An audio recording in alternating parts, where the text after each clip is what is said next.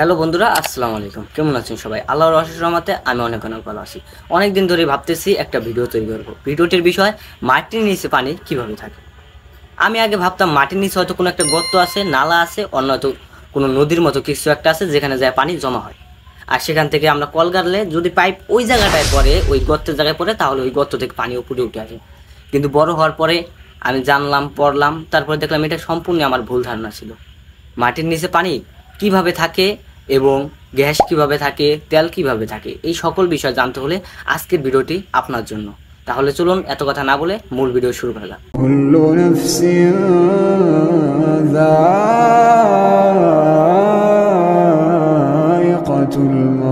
পৃথিবীর মধ্যে 71% পানি, যার জন্য পৃথিবীকে নীল দেখায়। আপনি যদি পৃথিবী থেকে অনেক দূরে অর্থাৎ চাঁদে অথবা রকেট দিয়ে অনেক উচ্চতায় পৌঁছান, তাহলে দেখতে পারবেন পৃথিবী সম্পূর্ণ নীল। এর নিচে পানি বালু এবং মাটির সাথে মিশে থাকে। আপনার মাথায় প্রশ্ন আসতে পারে, মাটির নিচে যদি পানি বালু এবং মাটির সাথে মিশে থাকে, তাহলে এত স্বচ্ছ পানি আমরা কিভাবে পাই?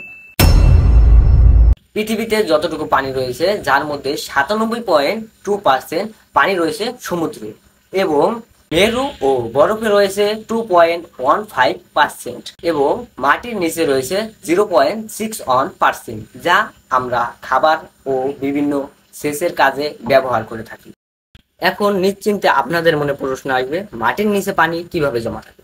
মাটির নিচে রয়েছে বিভিন্ন স্তর, যার মধ্যে সবচেয়ে গুরুত্বপূর্ণ অ্যাক্রোফিল, যার মধ্যে রয়েছে নুড়ি এবং বিভিন্ন মাটি, বালি ও কণা, যেখানে পানি জমা থাকে। এই পানির স্তরটা অর্থাৎ এই শিলা স্তরটা সবচেয়ে গুরুত্বপূর্ণ।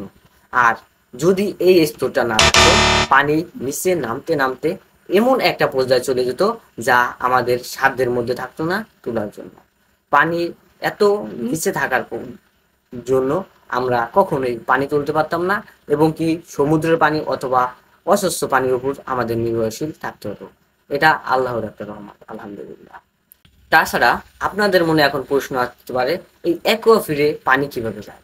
নদী, নালা, খাল, বিল, বিশেষ করে বৃষ্টি, এই সকল পানি মাটি চুইয়ে চুইয়ে আস্তে আস্তে নিচের দিকে যায়, যা যে এক পর্যায়ে ওই অ্যাকুয়াফিরে জমা হয়।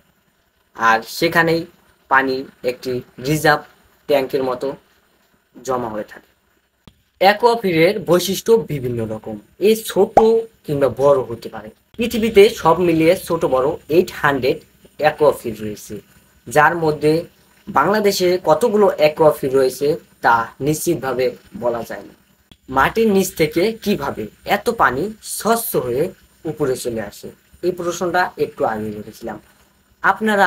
আপনাদেরকে বলি, আপনাদের বাসায় হয়তো ফিল্টার রয়েছে, যার কয়েকটা স্তর রয়েছে, যেখানে নুড়ি, পাথর, বালু ইত্যাদি পদার্থ রয়েছে, যার কয়েকটা স্তর ধাপে ধাপে পার করতে গেলেই আমরা দেখতে পাই পানি স্বচ্ছ হয়ে আয়রন মুক্ত হয়ে আমাদের পরিবেশন যোগ্য হয়। আর মাটির মধ্যে রয়েছে আর আরো বেশি বড় বড় অসংখ্য স্তর। এই সকল স্তর পার করতে করতে নিচে যাওয়ার সময় পানি বিভিন্ন স্তরে বিভিন্ন স্থানে বাধা ও স্বচ্ছতা যুক্ত হয়, স্বচ্ছ হয়, যার কারণে পানি নিচে যাইতে যাইতে অর্থাৎ একদম অ্যাকুয়াফিরে যাওয়ার যে মধ্যবর্তী সময়, সেই সময় পানি স্বচ্ছ হয়ে যায়। এখন আপনাদের মনে প্রশ্ন আসতেই পারে, আমরা কলটা চাপ দেই, পানি কিভাবে কলের পাইপের মধ্যে আসে? অ্যাকুয়াফিরে থাকলেও তো বালু অথবা মাটি কণায় কলের পাইপ আটকে থাকার কথা, অথবা পানি অল্প একটু কোনো ফিলে উঠলে এত পানি একত্রে চাবাইতে আছে, অথবা মোটর চলতেছে, পানি উঠতেই আছে, থামার কোনো নাম নেই। আমরা একটা জিনিস জানি, যারা সায়েন্সের স্টুডেন্ট তারা জানি, যে কোনো বস্তু উচ্চ চাপের স্থান থেকে নিম্ন চাপের স্থানে যায়। যখন পাইপের মধ্যে পানি শূন্য হয়ে যায়, তখন পাইপের মধ্যে নিম্ন চাপ সৃষ্টি হয়, আর পাইপের বাহিরে থাকা পানি উচ্চ চাপ থাকে, যার কারণে পাইপের নিচ দিয়ে পানি নিম্ন চাপের স্থান থেকে উচ্চ চাপের স্থানের দিকে যায়। আর তাই পাইপের মধ্যে পানি কখনো শেষ হয় না, আমরা যতই তুলি। আর যদি পানির স্তর নিচে নেমে যায়, তখন আবারও আমাদের পানি পেতে সমস্যা হবে, যার জন্য আমি একটা মডেল তৈরি করেছি, যে মডেলটি দিয়ে আপনাদের একটু প্র্যাকটিক্যালি দেখানো যাক। এই মডেলটিতে আমি আপনাদেরকে দেখাচ্ছি। মডেলটির মধ্যে আমি কিছু বালি দিয়েছি এবং পানি দিয়েছি। মডেলটির মধ্যে থাকা পাইপ থেকে যখন আমি সিরিঞ্জের সাহায্যে পানি তুলছি তখন দেখতে পাচ্ছেন সাইড থেকে আবার পানি যে পাইপের মধ্যে ভরে যাচ্ছে। আর এখানে যেহেতু পানি সীমাবদ্ধ আকার রয়েছে, পানির পরিমাণ বাড়তে না পারার কারণে, যার জন্য পানির স্তর আস্তে আস্তে নিচের দিকে নেমে যাচ্ছে। আর যদি এখানে নদী নালা অথবা এই বৃষ্টির পানির মতো আস্তে আস্তে পানি আসতেই থাকতো তাহলে এই পানির স্তরটি নিচে নেমে যাইতো না। আপনারা মাঝে মধ্যে হয়তো খবরে শুনে থাকবেন পানির স্তর নিচে নেমে গেছে। পানির জন্য মানুষের ভোগান্তি। এর কারণ হলো আমরা প্রতিনিয়ত উন্নয়নের নামে আমাদের বাড়ির আশেপাশে যে সকল স্থান আছে সেগুলোকে কংক্রিট দিয়ে অথবা পাকা করে মুড়িয়ে ফেলছি, যার জন্য পানি, বৃষ্টির পানি যদিও পরে মাটি চুইয়ে নিচে ওই অ্যাকুয়াফির স্তরে যাইতে পারে না। আর অ্যাকুয়াফির স্তরে না যাওয়ার কারণে ওই স্তরে পানি শূন্যতা দেখা দেয়। আর পানির লেভেল আস্তে আস্তে নিচে নামতে থাকে। ঢাকা শহরে আপনারা মাঝে মধ্যে বিভিন্ন পত্রিকায় খবরে আসে যে পানি স্বল্পতায় ঢাকা শহর। তার কারণ এই ঢাকা শহরে কংক্রিট দিয়ে মুড়িয়ে ফেলেছে। বৃষ্টি হলো বৃষ্টির পানি ওই অ্যাকুয়াফির স্তরে যায়, যার জন্য পানির স্তর নিচে নেমে যায়। আর এত নিচে নেমে যায় যে পর্যন্ত পানি উঠাতে হলে আমাদের অনেক বেশি গভীর করতে হবে। আগের দিনে মানুষ 10 থেকে 20 ফিট গভীরতা করলে পানি পাওয়া যেত। এই সবচেয়ে বড় প্রমাণ। আপনারা যারা গ্রামগঞ্জে থাকেন তারা শুষ্ক মৌসুমে আমরা দেখতাম আমাদের বাড়ির পাশে যেই সব পুকুরে বালি মাটি আছে সেই সব পুকুর গর্ত করে রাখতো। কেন? রান্না করার পানির জন্য। গর্তের মধ্যে, ওটাকে কুয়া বলে গ্রামের ভাষায়, আপনাদের গ্রামে কি বলে তা কমেন্টে জানাতে পারেন। ওই কুয়ার মধ্যে পানিগুলো নিচ থেকে আস্তে আস্তে, ওই যে বলেছি আগে আমি, যে কোনো জিনিস উচ্চ চাপের স্থান থেকে নিম্ন চাপের স্থানে যাওয়ার চেষ্টা করে। আর যার জন্য এই আবার আরেকটা প্রশ্নের উত্তর দিয়ে রাখি, যার জন্য আমাদের বাড়ির পাশে যেসব বদ্ধ পুকুর আছে ওই সব পুকুরের পানি তো ওই অ্যাকুয়াফিরে যাইয়া একদম সব শেষ হয়ে যেত। আমাদের পুকুরে কিন্তু কোনো পানি থাকতো না। এই পানি থাকার মূল কারণও কিন্তু পানি উচ্চ চাপের স্থান থেকে, পানি না শুধু যে কোনো গ্যাসীয় পদার্থ হোক, যে কোনো জিনিসই উচ্চ চাপের স্থান থেকে নিম্ন চাপের স্থানে যাওয়ার চেষ্টা করে এটা তার পথ লাগবে। তখন আমি বলতে পারি যে ভাই একটা জিনিস এরকম করে চাপ দিলাম ওই বাইরে যেতে পারো, ওর বাইরে না জায়গা থাকতে হবে। এখন আপনাদেরকে যেটা বলছিলাম, যে কোনো জিনিস উচ্চ চাপের স্থান থেকে যেহেতু নিম্ন চাপের স্থানে যাওয়ার চেষ্টা করে, তাই এই পানির পুকুরের মধ্যে যখন পানির স্তর নিচে নেমে যায় তাহলে ওই জায়গায় নিম্নচাপ সৃষ্টি হয়। আর পানির নিচের স্তর, ওই যে অ্যাকুয়াফিনা স্তরে থাকে উচ্চচাপ, যার কারণে পানি পুকুরের মধ্যে উপরের দিকে উঠে আসে। তাই পানি শুকিয়ে যায় না পুকুর সম্পূর্ণভাবে।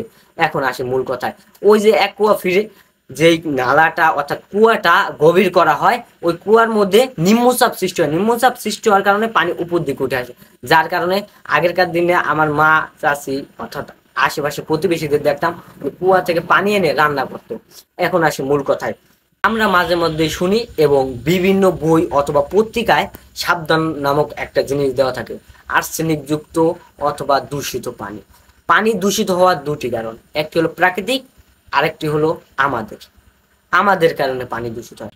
প্রাকৃতিক কারণের মধ্যে দুটি জিনিস রয়েছে, এক আর্সেনিক, দুই ফ্লোরাইড। এই দুটি পদার্থ প্রকৃতিক, যার কারণে পানি দূষিত হয়। ওই সব পানি খেলে আমাদের বিভিন্ন ধরনের রোগ সৃষ্টি হয়। তাছাড়াও দ্বিতীয় কারণটি আমরা নিজেরা, কেননা আমরা বিভিন্ন কৃষি জমিতে বিভিন্ন ধরনের সার ব্যবহার, কীটনাশক ব্যবহার করি। আপনাকে কিন্তু আগেই বলেছি পানি চুইয়ে আস্তে আস্তে নিচের দিকে যায়। আর এই নিচে যাওয়ার সময় ওই কীটনাশক কি উপরে রয়ে যায়? পানি কি বলতে পারে যে তুমি কীটনাশক তুমি উপরে থেকে যাও, আমি নিচে যাই? এটা তো পানি বলতে পারে না, যার কারণে ওই কীটনাশক এবং পানি উভয় মাটির নিচে শুয়ে যায়। তাছাড়াও আমরা কি বলবো ভাই, বাংলাদেশের কথা বললে সর্বপ্রথম মানুষের মনে একটা কথা হয় নোংরা। ঢাকা শহরে ড্রেন, অলি গলি কোনো একটা জায়গায় পরিষ্কার নাই। এই নোংরা, প্লাস্টিক, বর্জ্য এইসব ফেলার কারণে এই সবের পানি শুয়ে মাটির নিচে গেলে বিভিন্ন ধরনের ক্ষতিকর উপাদান থাকার কারণে এইসবের কারণে পানি দূষিত হয়। তাছাড়াও আরো রয়েছে অনেক কারণ, যা আমার থেকে হয়তো আপনিও ভালো জানেন। এখন আসি তেল এবং গ্যাসের ব্যাপার।